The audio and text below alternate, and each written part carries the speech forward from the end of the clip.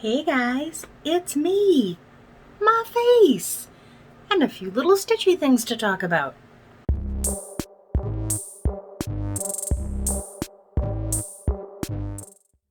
Today's post-Christmas happy dance is brought to us by the same people who brought us the last happy dance. This is Lord Hobo, Life. Yes. Dante's here, and she's not terribly happy that I have moved her so that I can do my little video. All I ask once a week that I be allowed to sit here. I can't help that you were sleeping. This could get complicated. If you're new here, my name is Andrea, and this is a channel about cross-stitching and cats and beer and coffee and opinions and thoughts, mental health, depression, and anything else that I come up with. Usually the anything else I come up with happens at the end. If you're a returning visitor, welcome back. Let's get started with the first thing that I worked on. This is the Roladex Mourning sampler from Bendy Stitchy Designs. I am doing this on the called for, the call for fabric is Wren. This is actually what is this? It is 16 count Ada, I think. I don't know. I showed you a graphic. It probably knows better than I do. We'll go with that.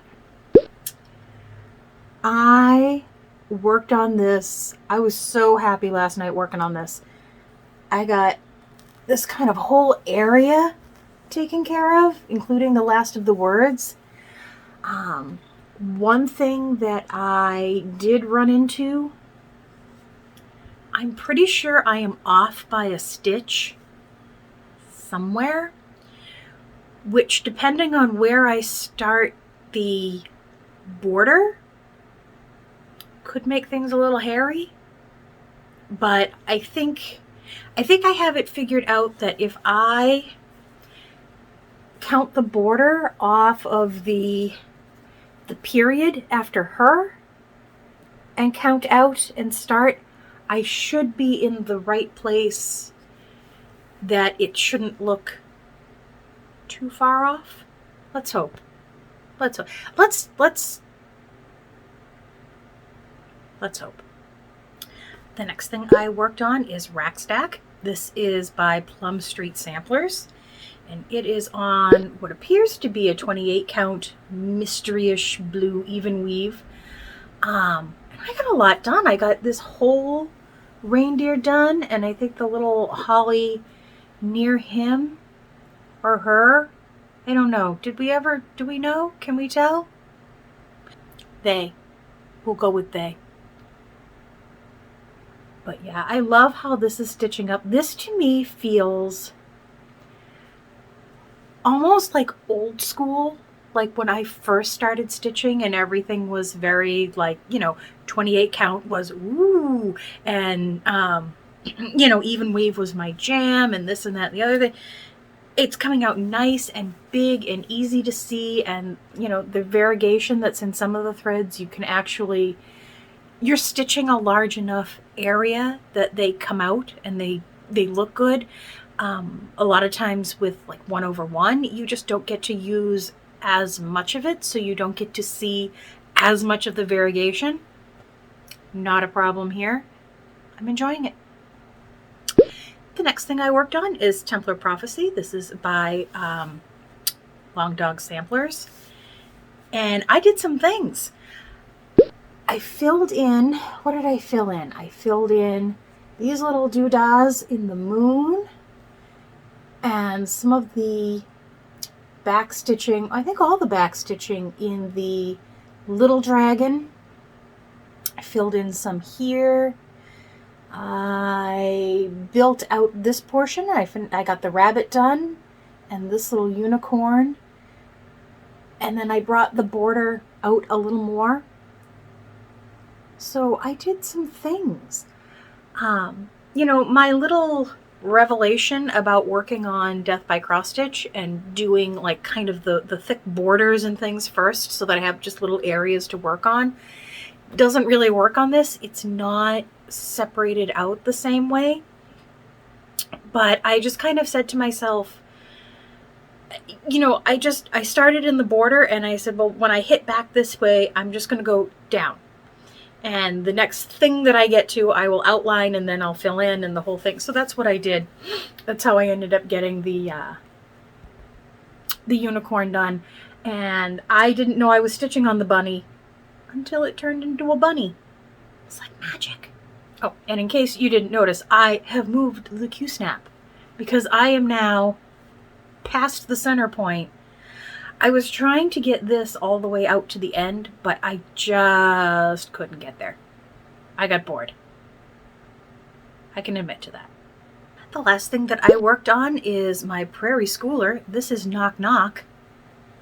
And it's all done. I had a finish. I got a finish. Look at how cute it came out. Alright. I was mad at myself because I was stitching one night very late and I literally had half the pumpkin down here that needed to be finished, and then that was it. Maybe it was this side. It really doesn't matter. But I was like, well, I'll just finish it next time, and I kept not picking it up because I said, well, I only have like 20 stitches left on that thing. I'm gonna do a different project. So finally I sat down with it and I said, okay, let's finish this up. So I finished the end of the pumpkin and I put in my initials and the date. And then I realized that the moon's eye hadn't been filled in. So I said, okay, well, I'll do that. And then I realized that her eye needed to be filled in. So I did that. And then I realized that the witch sitting inside the house, the whole window area was supposed to be orange, and I hadn't filled that in. So I did that. And then there was back stitching. So that was half a night of stitching that I thought I only had 20 stitches left. But it's done now. If I find anything else missing, I'm not doing it. So this means hopefully within the next couple of days, I will be starting my final one in this series. That is Double Double. Look at me. Didn't even have to look it up. Again, I am going to use the same kind of, you know, it was 28 count. At this point, who knows what it is. But I'm going to bang out that last one and then I'll have all 5. And then I will have to figure out what I'm going to do with them because I only ever framed one of them. And now I think I don't want them to be in frames. We'll work it out. So that's pretty much it for what I worked on. I did, you're probably seeing a picture here. I picked up Bringing Home the Tree from the framer. Not a fancy framer, it was Michael's. And gave it to my sister for Christmas, and she seems to really like it. So plus for me. It came out, the framing came out really nice. I really couldn't have asked for more out of Michael's, really. I will say, though, that when I go to Michael's to get framing done, if you're offering 70% off of anything, it really just tells me that when you're not offering 70% off, you're overcharging. Like a lot. Anything that tells me that I have to pay like $30-something and that I saved $167, something's wrong there. You've got bad math. But yes, it came out nice and it is done and out into the universe, and I have to think about it no more. I did get a couple of Stitchy Gifts for Christmas. First I got, look at these.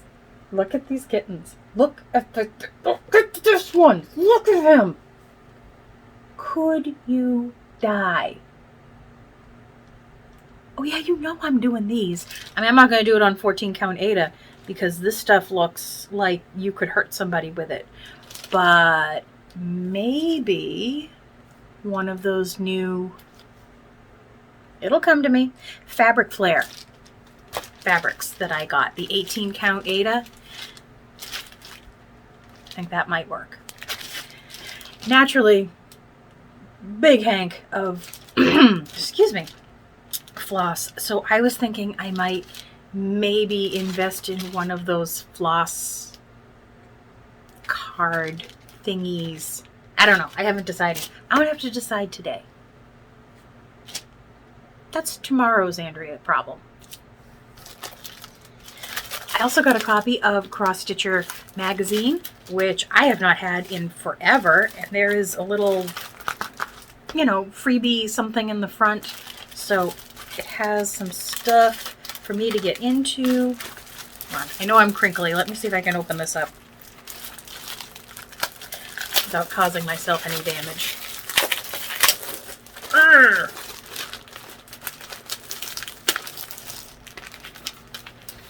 So what is this? Oh, Merry Mail. I feel like I've seen that before. And then there's the Festive Stitch Along Part 2, which is nice. I don't have Part 1. We'll work it out. And then, oh, look what's on the front of the magazine. Look at these guys. Look at the box.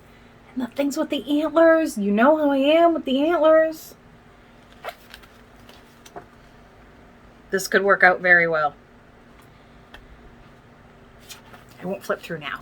The other stitchy bits that I got in the mail is my nest egg from 3 Owl Threads. This is the Classic Colorworks version. And I have been very happy with this so far. And this looks like a really, she goes in alphabetical order. So it's not like you would get all of one kind of thing, but this is like a really diverse group of colors. So just quickly, and with the understanding that nobody can really see the colors, we have Antique Lace, Brandied Pears, which is very nice, Cherry Tomato, ooh, Copper Penny, I like that. It's a little pinker than I think what you're seeing there. Maybe back here. I don't know. I got nothing. Crushed Pineapple. That's a nice yellow. That's a yellow that I can live with. Cupid. That's nice. The nice variegation. Frosty. Fool's Gold. Frog Legs, which is not, it's bright green, but not probably as bright as what you're seeing there. It's a little against the white. I don't know. It's Frog Legs. It's exactly what you think it is. And Frosted Sage, which is very nice. So I get to get those into my stitchy collection. Actually, I forgot, there is one more other kind of stitchy thing that I got. I got a Fiskars Tag Punch, to make, it's for making gift tags, but you could make thread drops from it. It's, maybe if anybody else has one of these, do they tend to loosen up some the more you use them? Because I find myself, I have to get on top of it and down to get it to go through, and it makes a really nice clean punch. But then I have to flip it over and kind of push the plate back up to get it to reset so that I can do another one. So I just didn't know if those tend to loosen up a bit as you go. But I have had fun making a few thread drops with Christmas cards. They're a nice heavy stock. They're super cute. I feel like cards aren't going to waste if I'm using them for something like this. So let's see how much fun I can have with that. And lastly, I got a couple of more Christmas cards since I saw you last. I think I showed you the one from Laura already. This is from Jenny, the Long Dog Stitcher.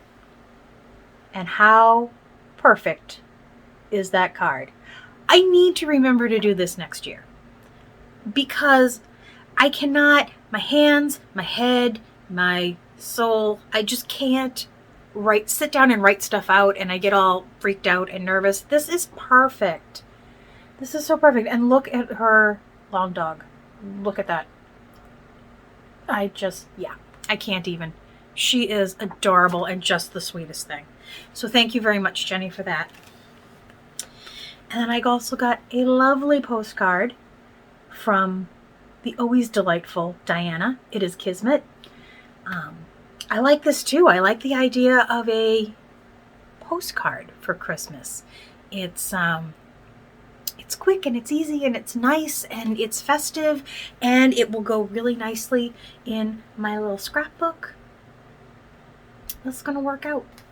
So that's about all I have for stitching this week. I am in theory off of work for this next week.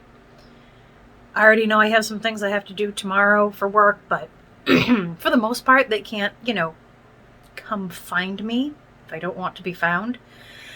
So I am hoping, I'm not hoping, my plan, I am going to do it. I am going to stitch every single day. Even if it's just a little bit, I'm going to stitch every single day. There's only one day that I have errands to run, and that's Wednesday. And those should not be a big deal. I should still be able to work in some stitching in a 24-hour day. What I'm not going to do is I'm not going to get hung up on how late I stay up at night. So we may have 3 a.m. stitching. We know how well that goes. I'm hesitant to say that, this holiday season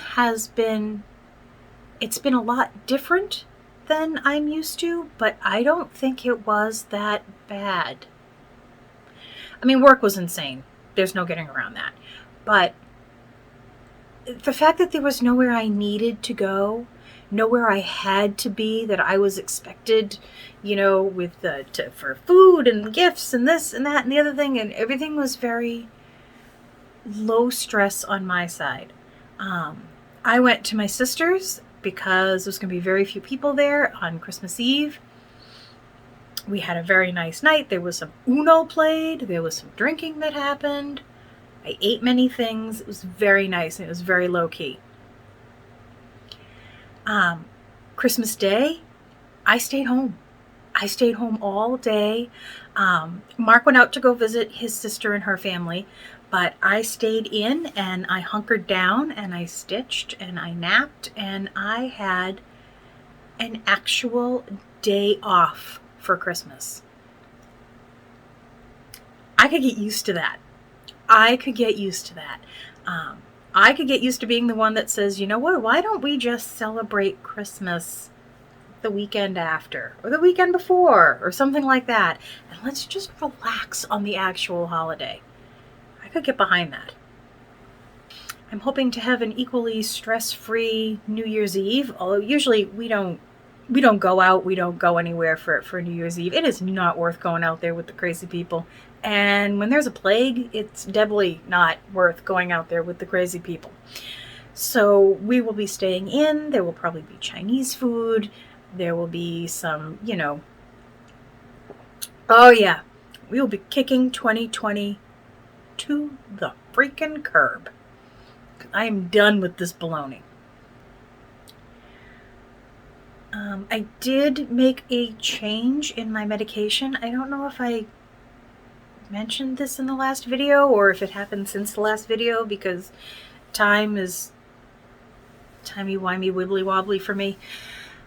I am still taking 40 milligrams, but now I'm only taking it every other day. I have to say my sleep, I still sleep way too much, like 12 and 14 hours at a time. But the sleep I'm getting is a little more uninterrupted, and I think it's maybe just a slightly better sleep. So, I don't know, maybe it's evening out. It hasn't been a drastic difference. So it makes me wonder if that means that I'm not taking enough to notice, or if I should not need to take 40 at all, and maybe I don't know. We'll figure it out. One day at a time. But yeah, that's about it. I made it through a holiday season-ish without a major breakdown, which was the goal, I guess. So let's just hope that keeps on rolling and right through into 2021, maybe the year without the plague. Alright guys, that's about it for me. As always, thank you so much for watching. Thank you for subscribing. Thank you for your likes and even your dislikes. And thank you so much for your comments. I read every single one of them, and I appreciate you all. Bye, guys. Be safe.